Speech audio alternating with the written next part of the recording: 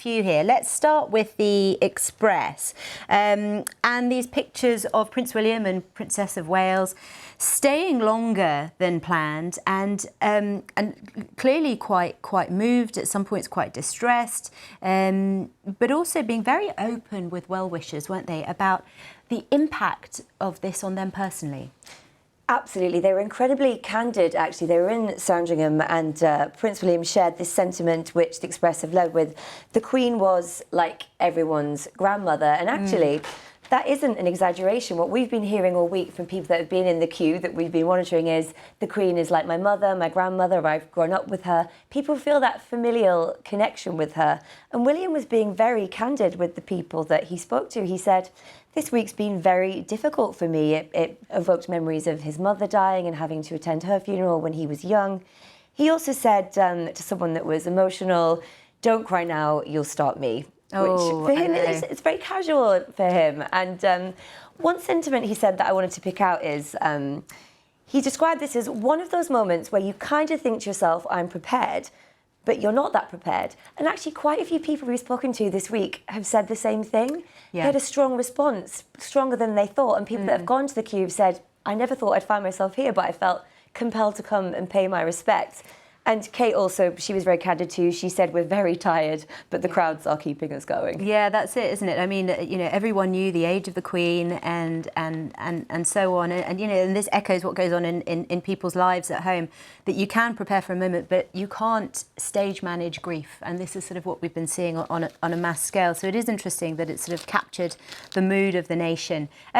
Let's turn our attentions to the Sun and this one here. So, Prince Harry can now wear a uniform. The palace saying this is not a U-turn, but a one-off granted by his father, King Charles.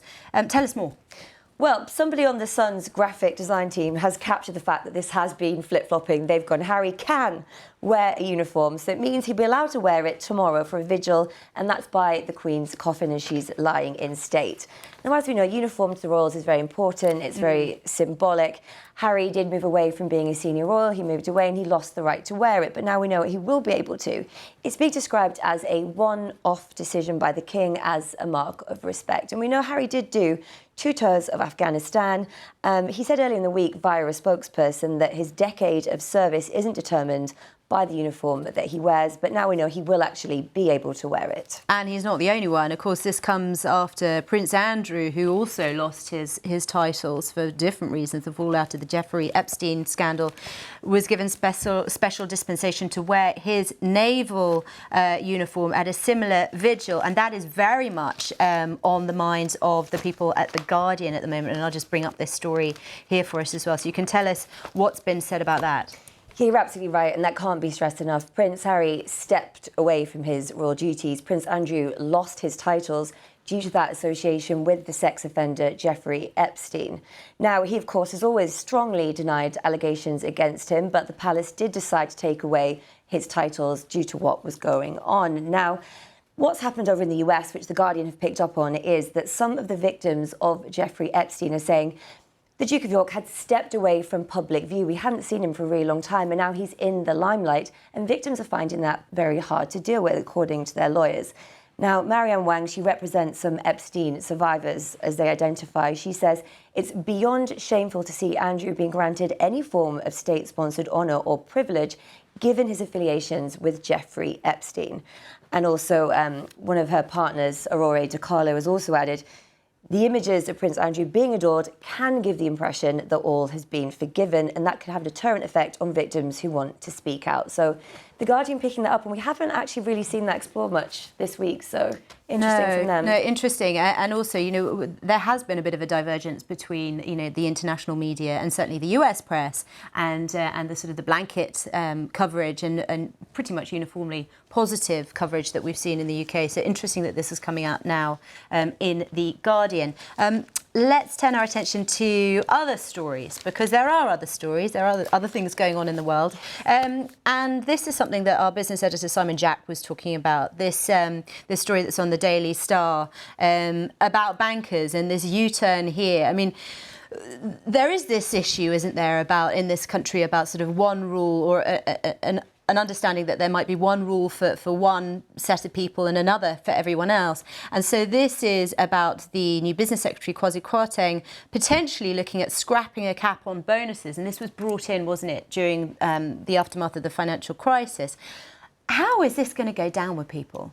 Well, you're absolutely right. It's a very evocative topic. Everyone tends to have an opinion on bankers here. So the Star are saying mega rich bankers will get even richer if the new Chancellor changes rules to outlaw their bonuses. And over on page 9, there is a little bit more detail. Nothing's been decided as yet, but as you said, caps on those massive bonuses were introduced during the 2008 financial collapse. If they're taken off, it's just not going to be popular. No, well, absolutely. And I think, this goes to the heart of it, doesn't it, about this this debate on how best to boost growth in this country. And the fact that, the Truss government is potentially looking at taking huge political risks to do that. And the idea being, of course, rich people pay more tax. And so therefore it will end up back in the system. But I don't know if you saw this, there was a comment here, where was it? On the sideline here. From the Daily Star saying, if you want to help the bankers, maybe start with the food bankers. Which, That's actually quite good. Which I thought was pretty good. OK, so the I, another story, different story. Energy, of course, this is the thing that everyone is struggling with at the moment. And of course, the very, very sad news about the passing of the Queen on Thursday. But earlier on in that day, we were getting all the announcements about what was going to happen to save this country from the cost of living crisis later on in the week. So here there's some criticism that the help is too little too late.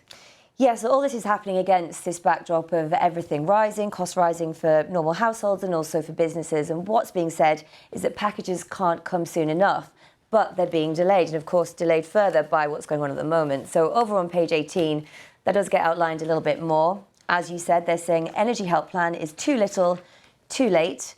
Industry leaders are basically saying that by the time the plan comes in, a lot of small to medium-sized businesses could have gone under now. We know ministers are working towards an energy support package. They're saying it might be out Wednesday or Thursday, but that also isn't confirmed. But we do know that businesses are facing astronomical energy costs. And what this says is it could leave thousands of small businesses out in the cold. And just as I was sort of flipping through the pages, I just saw this. I don't know if you can pick it up on the shot here about strangers finding friendship in the long wait to pay their respects. And we're going to go back to what's sort of happening with the Queen and with lying in state. It's not going to be long, is it, before we hear the sort of the first proposal or the first couple that met in the queue. There's actually been call-outs on Twitter already. I've seen it. Oh, really? Journalists being like, did you meet in the queue? Get in touch. Oh, really? Oh, wow. OK. So I'm sure we'll hear some of that. Also, this story in The Times about what's going to happen next, and some really nice detail here about people, ordinary people who've been called up and said, you want to join? You want to come to the state funeral? So we've got, 183 volunteers who got a call out of the blue to join the likes of Biden. Yeah. At the funeral on Monday. Tell us more. Something out of a film. Lovely title. Pandemic heroes will mix with presidents. And as you know, the Queen had a massive hand in all this. This would have been probably her decision. And we know there's 183 volunteers, and they've been describing to the Times the surreal moment they were invited to the funeral. Now, they include an 88-year-old woman who records talking books for the blind, a campaigner against knife crime, and a lifeboat volunteer who saved 13 people from drowning. Now, the Times do focus on one person, and we'll just get through her quickly. Nancy O'Neill, a nurse from Bradford. She's worked for the NHS for 41 years. She said she got a call while she was getting her car fixed. And she quickly ran out, bought 2 outfits, and she said she feels trepidation. People like Joe Biden will be looking at me thinking, what is this little woman doing at the back? Well, she's I'm sure, just as welcome, of course, as anyone else. And apparently she's going to be in her high heels for the first time in 3 years. The NHS featuring prominently in this final farewell, aren't they?